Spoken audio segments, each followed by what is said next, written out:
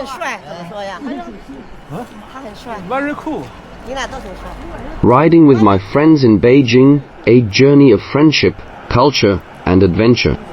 Dedicated to my friend, Mr. Tao, whose friendship turned every road into a story. Chapter 1. My beginning in Beijing. When I first arrived in Beijing, the city felt like a giant heartbeat. It pulsed with energy, the sound of bicycles, the rush of cars, the smell of roasted sweet potatoes on every corner. Everything was new and alive, yet I often felt invisible among the millions of people, moving through their busy lives. I had come to this great city full of dreams, but without family or close friends. The language was different, the streets were endless, and every face was unfamiliar. Yet beneath that loneliness, I felt a quiet excitement, the sense that something wonderful might be waiting, just beyond the next corner. One evening, as I walked through the narrow hutongs and watched riders pass by on their motorcycles, I realized what I needed: freedom on two wheels. A few days later, I bought my first motorcycle in Beijing. It wasn't perfect, but to me, it was magic. The moment I started the engine, I felt alive again, the wind on my face, the hum of the motor, the promise of discovery. At the time, I thought I was just buying a machine. I didn't know that this decision would lead me to one of the most important friendships of my life.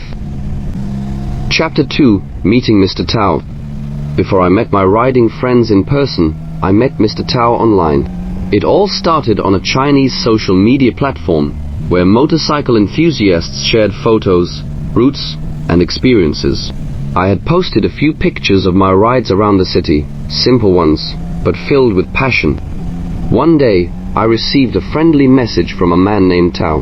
He commented on my bike, complimented my photos, and then began sharing stories about his own adventures.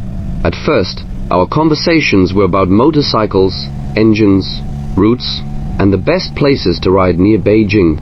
But as time went on, our chats became deeper. We spoke about life, culture, and the joy of exploring the world. Even though we had never met face to face, it felt like we already knew each other. His messages were always kind and full of humor. Through our conversations, I learned more about Chinese culture, local slang, and even a few Beijing dialect expressions. Then one day, Mr. Tao sent me a message that changed everything. Why don't we go for a real ride together? Let's meet near the Great Wall this weekend.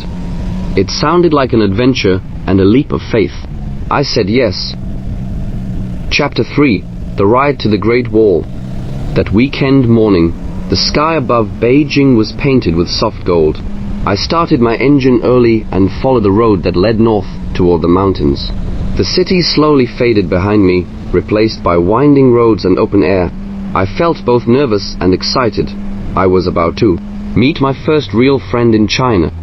As I approached the Great Wall area, I saw a motorcycle parked by the roadside, a strong, elegant machine gleaming under the sunlight. Beside it stood a man with a wide smile and a wave. Mr. Tao?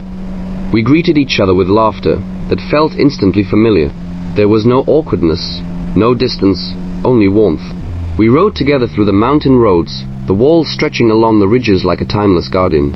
We stopped to admire the view, drank tea from a roadside stall, and took photos that captured not just the scenery, but the start of a friendship. That day, I realized that sometimes people meet not by chance, but by destiny. From that ride onward, Mr. Tao and I became true friends, brothers of the road. We rode through rain and sunshine, city streets and mountain paths, always discovering something new about Beijing and about each other.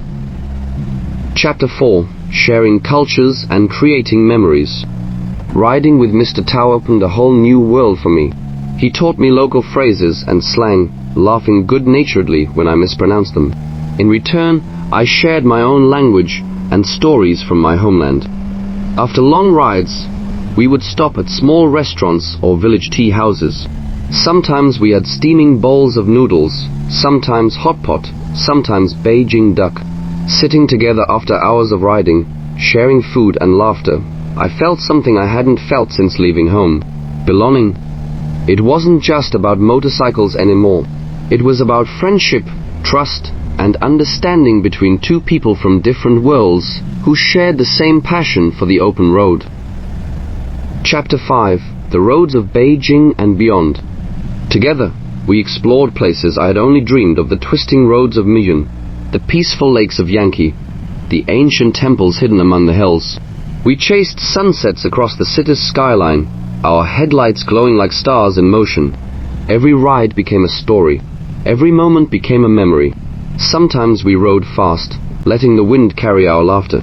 Other times we rode slowly, enjoying the view and the silence between us, a silence that didn't need words, because friendship had already said everything. Epilogue. The road continues. Now, when I look back, I realize that my time in Beijing was not defined by the buildings or the traffic, but by the people who shared the road with me, especially Mr. Tao. We met through screens, became friends on the Great Wall, and wrote our story on the roads of China. I came to Beijing searching for freedom, but what I found was something greater: connection. The road will always call to us, and whenever I ride, no matter where I go, I know that somewhere out there, a friend like Mr. Tao is riding too.